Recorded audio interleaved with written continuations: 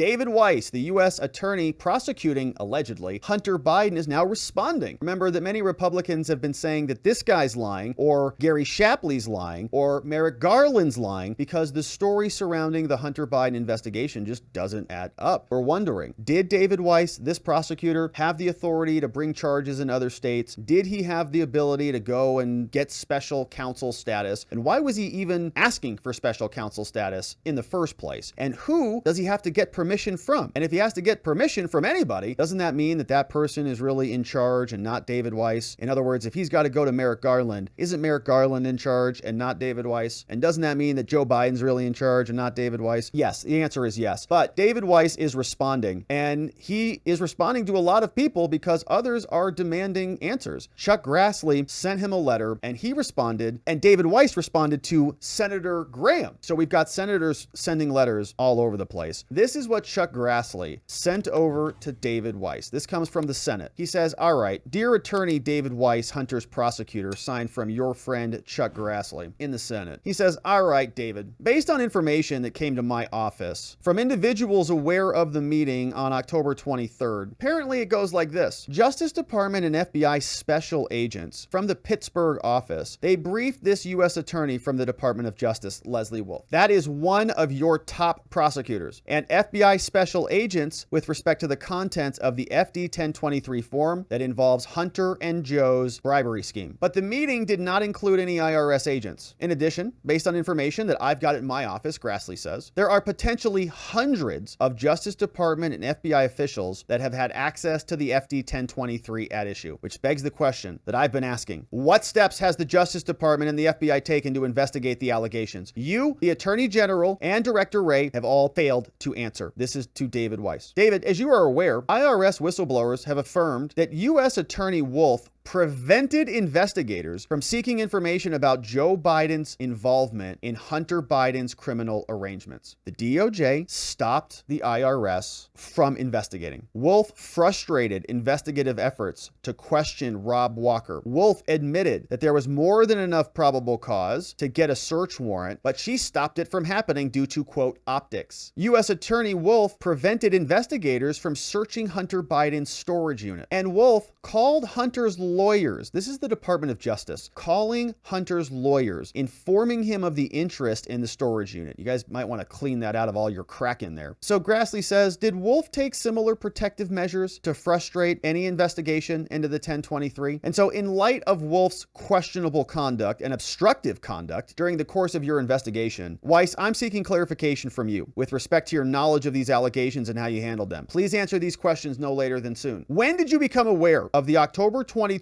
briefing provided by the DOJ and the FBI to Wolf and the FBI? Are you aware of any steps that Wolf and Baltimore took to investigate the FD 1023? Why were IRS agents not included in the meeting? Does the scope of your alleged ongoing investigation include bribery and the alleged scheme between the foreign national and Hunter and Joe? And if not, why not? This is a big open question we have. Is this investigation done? Is it coming to a close? Are we anywhere near the end of it? Or is it just getting started? Because if it's just getting started, then we really are premature. Maybe this is the first indictment of 10. I don't think so, though. Everybody is acting like we're done with this, even Hunter's lawyers. And if it's open and ongoing, why don't they just say that? No, this is still an ongoing investigation. This plea deal is just going to be part of the Delaware charges. We've got open investigations into California and DC. We'll let you know. Have you taken any steps to recover the alleged audio recordings that are referenced in the FD 1023? And why were you assured? Why were you assured? When were you assured that you would be granted authority to bring charges in other districts? Have you requested that authority yet? If not, why not? And if so, where was this request made and when was it satisfied? All great questions. We have a lot of it. Thank you for your attention to this important matter. Sincerely, your friend, Chuck Grassley. So that goes over to David Weiss. Now, they're great questions. Part of the problem that we have with this inquiry is we don't know what the status of the investigation is. If it is closed, big problems. But if it's not closed, well, the problems are maybe not that big because there might be more charges coming. We don't know. But they're talking like it is in fact closed. So David Weiss responded to Congress. This time he sent a letter to Lindsey Graham. You know him. This one came from the Department of Justice from the District of Delaware. The Honorable Lindsey Graham gets the letter. Weiss, the so-called Hunter Biden prosecutor, says the following: Dear Graham, this is in response to a letter you sent me previously. As I recently explained, Lindsey, when I was talking to Jim, since the whistleblowers' allegations relate to a criminal investigation that's currently being prosecuted, I have a duty to protect confidential information and deliberative communications related to the case. And as I likewise indicated, I already told you, I welcome the opportunity to respond to these claims in more detail at some point in the future as authorized by our department. Now, to clarify an apparent misperception, Lindsey, and to avoid future confusion for you, I wish to make one point clear, says David Weiss. In this case, I have not requested special counsel designation. Rather, I had discussions with department officials regarding potential appointment under the law, which would have allowed me to file charges in a district outside my own without the partnership of a local attorney. But did you do that? I was assured that I would be granted this authority if it proved necessary. It sounds like you're concluding that it's not necessary given the fact that you haven't pursued it. He finishes. And this assurance came months before October 7, 2022, the meeting referenced by the whistleblowers. He says, in this case, I followed the process outlined previously in my letter, and I've never been denied the authority to bring charges in any jurisdiction. Did you attempt to do it? Did you attempt to bring charges in any other jurisdiction? The answer is no, because if he attempted to, apparently the authority would have been granted and we would have seen charges filed. So then we conclude that he never even attempted to do that. So basically, I think he's saying that the whistleblower is being dishonest about this. He says, your questions about allegations contained in the FD 1023 relate to an ongoing investigation. I can't say anything about that at this time. Sincerely, U.S. Prosecutor David Weiss. You see here, we're not learning much. I mean, he's confirming a couple things for us. Certainly that he had discussions about all of this, and the FOIA request from other organizations like Heritage might uncover some of this, but it is an interesting response saying, I kind of haven't even asked for it. You guys are saying I didn't have it, or I didn't do the thing. I didn't bring charges, or I was rejected, declined in my efforts to bring charges in other locations, but I never even attempted to do that. Okay, so are you done with this case then? The whistleblowers teams responded. They say, here's the statement from IRS Supervisory Special Agent Gary Shapley's legal team on the David Weiss letter to the Judiciary Committee in the Senate. They posted this. They said, U.S. Attorney David Weiss's stories continues to change. As a practical matter, it makes no difference whether Weiss requested special counsel or special authority. Under no circumstance should, quote, the process have included the political appointees of the subject's father because Congress and the public had been assured it would not, but it did. So it's an interesting response, and I think what they're pointing to is there's a difference of perception. David Weiss, we were told through the DOJ, basically could do whatever he wanted. There was no roadblock in between him and the pursuing of charges. He could have brought charges in California on his own, didn't need to go through anybody else. Could have brought charges in Delaware,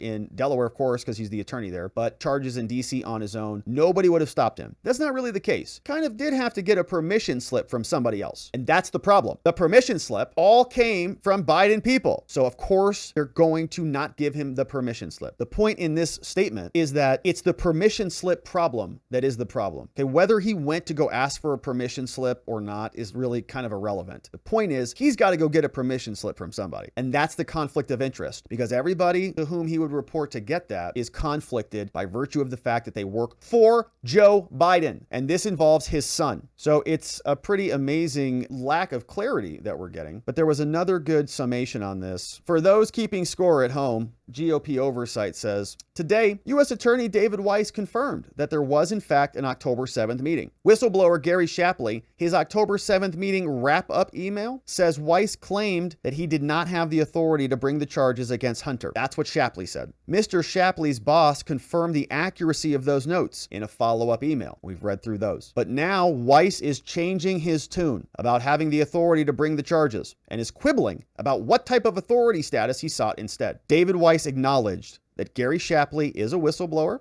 referenced him, and Weiss also acknowledged that the FD 1023 form alleging that VP Biden and Hunter got $5 million is a part of an ongoing investigation. So these were those two documents. This was the email from Gary Shapley to his boss, Michael Batdorf. Bullet point 2. It says Weiss stated that he's not the deciding person on whether charges are filed. I believe this is a huge problem. It says Weiss requested special counsel authority when it was sent to DC and to DOJ, but they denied his request and they told him, just follow the process, David. In the response, Gary's boss responded, thanks, Gary, you covered it all. And this was a whole paragraph in point 2. It's a whole paragraph. So who's lying here? David Weiss or Gary Shapley, who documented the whole thing in writing an email to his boss, who is actually a part of the investigation? Very strange things happening, and Congress is not buying it. Here is what James Comer said in response to Dr. Gal Luft, a whistleblower who is now being prosecuted by the Biden DOJ, and others who are coming forward to reveal more about their crimes. No, he's very credible, and the people on MSNBC who made fun of me when I said we had an informant that was missing, they should feel like fools right now. They are fools. And this is their worst nightmare because, again, this is a credible witness that the FBI flew all the way to Brussels to interview and sent several agents to interview.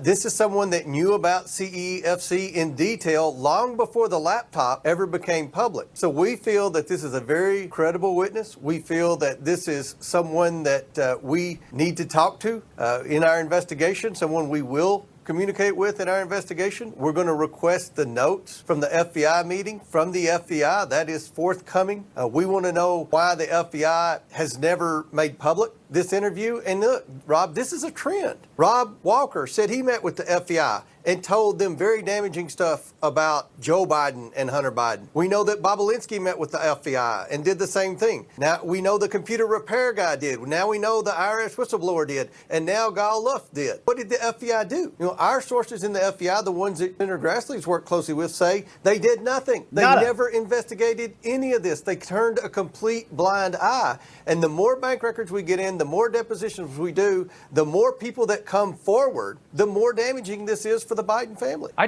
don't bit by get bit, it just keeps coming out like drop, drop, drop. Pandora's box gets open. We see the dam start to break. The question we're going to continue to ask the FBI. And look, the CEFC was owned by the Chinese Communist Party. The Bidens took millions of dollars from CEFC. Now think about that. The President of the United States and his family have taken millions of dollars from a company that's 100% wholly owned by the Chinese Communist Party. And they were involved in anything. I've said this in interviews. They weren't just trying to buy American energy. They were trying to buy real estate. They were trying to buy farmland. They were trying to buy interest into defense contractors and manufacturers. This is a bad deal that the Bidens are tied up in. And all the people that were affiliated with the Bidens in this deal have at one point or another spoken to the FBI about it, but yet the FBI never did anything. At what point do we get to hear from Bobulinski in front of Congress in a prime time setting, you know, where people can actually see it, where it can't be ignored? You know, Rob Walker, these are people that worked. Nobody can dispute that. They worked with the Bidens. They have no reason to lie, and they're telling us what happened here. I mean, Tony Bobulinski has been hiding out for years now. He's been hiding out. This did him no benefit to tell this story. When do we get to hear from these people, and when do we subpoena or get Devin Archer in front? When does that happen? Very soon. What I wanted to do, Rob, was to get the bank records first, to present the evidence of all the millions of dollars of the Biden family's taken in. Because remember, the press denied that. They said that never happened. They said those were legitimate business deals. They said none of the money ever happened while Joe Biden was vice president. We've proven that to be wrong. They did get money when he was vice president. They have taken millions of dollars, and there are no legitimate businesses. Now we're in the deposition phase, and Devin Archer is supposed to be in front of the Oversight Committee for a deposition next week. Once Devin Archer comes forward and says what he has to say, then you're going to start seeing other people like Bobulinski and Walker and other people come and tell their stories.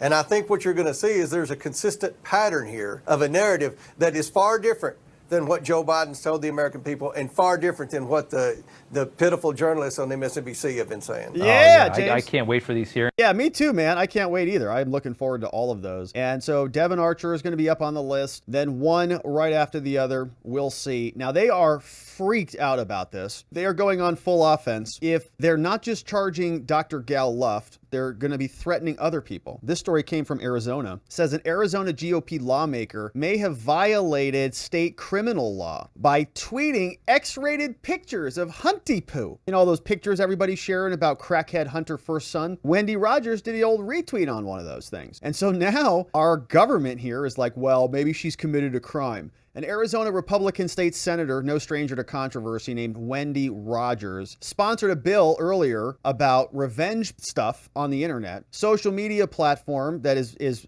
say it's a problem for kids 13 years of age and up. But she retweeted one of Hunter. They say this person says that he thinks Roger violated Arizona's revenge law by retweeting Hunter's laptop. Okay, so they'll prosecute Trump. They're going to prosecute anybody who retweets some bad images. They're prosecuting whistleblowers like Gal Luft. They just want everybody who embarrasses them to be censored and their speech chilled and their lives upended through the threat of or actual criminal prosecution, being audited by the IRS or whatever. They are just out there in full swing. They want to stop anybody who challenges their power.